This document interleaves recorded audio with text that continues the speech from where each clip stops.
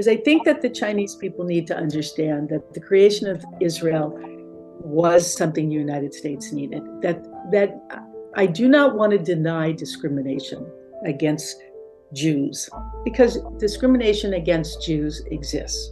But the imperialists used this, the United States used this concept to create a state that was to be used in the Middle East to manage their political and economic interests. Because I know that there are portions of the Chinese people who look at, and China is so big that for me to make that kind of generalization probably is terrible, but who see the United States, as a progressive economic force. That's not true.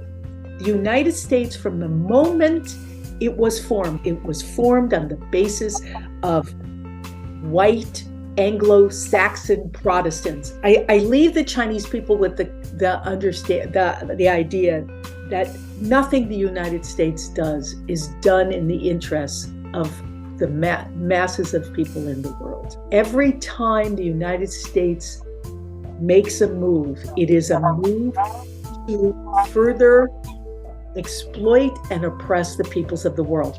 And it may take very small, there might be small examples, there may be very large ones like this. The United States has lost any moral leadership, any right, if they ever had it, certainly not in my mind, but if they ever had it on the global stage, they have lost any right to talk about holding the moral mantle for the world today. And I think it is just a major example of what lies ahead for the peoples of the global South if we do not fight this tooth and nail, and if we do not unite around the defense of China and socialism in the world. If I want to leave the Chinese people with anything, it is that the mantle of leadership and the fight that is up against us, we will follow you. That doesn't mean China's starting a war.